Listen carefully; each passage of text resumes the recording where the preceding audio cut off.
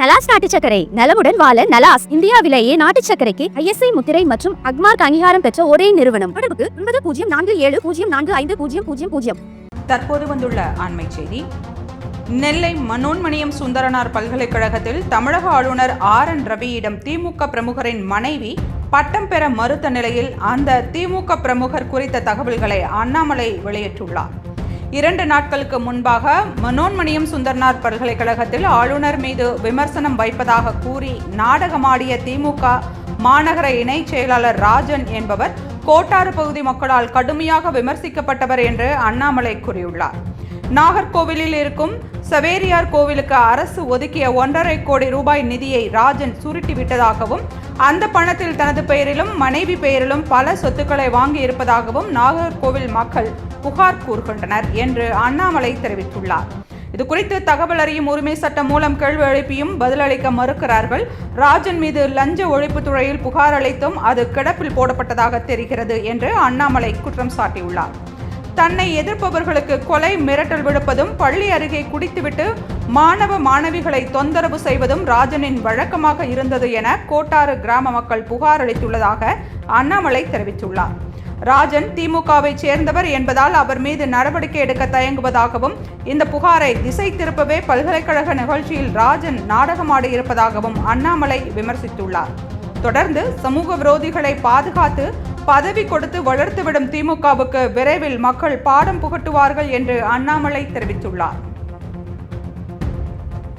அண்மை செய்தியை பார்த்துக் கொண்டிருக்கிறோம்.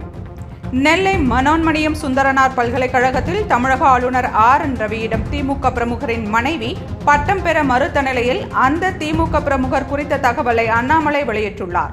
2 நாட்களுக்கு முன்பாக மனோன்மணியம் சுந்தரனார் பல்கலைக்கழகத்தில் ஆளுநர் மீது விமர்சனம் வைப்பதாக கூறி நாடகமாடிய திமுக மாநகர இணைச் செயலாளர் ராஜன் என்பவர் கோட்டாறு பகுதி மக்களால் கடுமையாக விமர்சிக்கப்பட்டவர் என்று அண்ணாமலை கூறியுள்ளார். நாகர்கோவிலில் இருக்கும் சவேரியார் கோவிலுக்கு அரசு ஒதுக்கிய 1.5 கோடி ரூபாய் நிதியை ராஜன் சுருட்டிவிட்டதாகவும் அந்த பணத்தில் தனது பெயரிலும் மனைவி பெயரிலும் பல சொத்துக்களை வாங்கி இருப்பதாகவும் நாகர்கோவில் மக்கள் புகார் கூறுகின்றனர் என்று அண்ணாமலை தெரிவித்துள்ளார். இதுகுறித்து தகவல் அறியும் உரிமை சட்டமும் மூலம் கேள்வி எழுப்பியும் பதிலளிக்க மறுக்கிறார்கள்.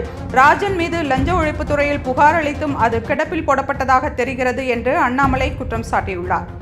தன்னை எதிர்ப்பவர்களுக்கு கொலை மிரட்டல் விடுப்பதும் பள்ளி அருகே குடித்துவிட்டு மாணவ மாணவிகளை தொந்தரவு செய்வதும் ராஜனின் வழக்கமாக இருந்தது என கோட்டாறு கிராம மக்கள் புகார் அளித்துள்ளதாக அண்ணாமலை தெரிவித்துள்ளார்.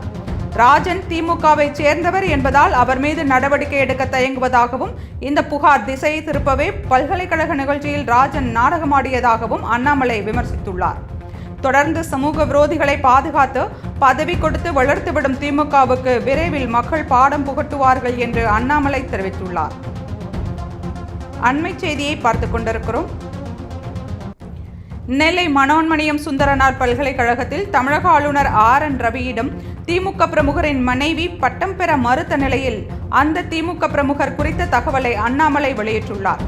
2 நாட்களுக்கு முன்பாக மனோன்மணியம் சுந்தரனார் பல்கலைக்கழகத்தில் ஆளுநர் மீது விமர்சனம் வைப்பதாக கூறி நாடகமாடிய திமுக மாநகர இணைச் செயலாளர் ராஜன் என்பவர் கோட்டாறு பகுதி மக்களால் கடுமையாக விமர்சிக்கப்பட்டவர் என்று அண்ணாமலை கூறியுள்ளார்.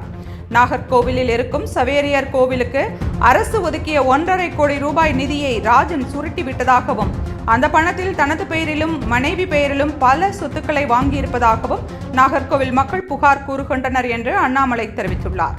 இதுகுறித்து தகவல் அறியும் உரிமை சட்டம் மூலம் கேள்வி எழுப்பியும் பதிலளிக்க மறுக்கிறார்கள். ராஜன் மீது லஞ்ச ஒழிப்புத்துறையில் புகார் அளித்தும் அது கிடப்பில் போடப்பட்டதாக தெரிகிறது என்று அண்ணாமலை குற்றம் சாட்டியுள்ளார். தன்னை எதிர்ப்பவர்களுக்கு கொலை மிரட்டல் விடுப்பதும் பள்ளி அருகே குடித்துவிட்டு மாணவ மாணவிகளை தொந்தரவு செய்வதும் ராஜனின் வழக்கமாக இருந்தது என கோட்டாறு கிராம மக்கள் புகார் அளித்துள்ளதாக அண்ணாமலை தெரிவித்துள்ளார்.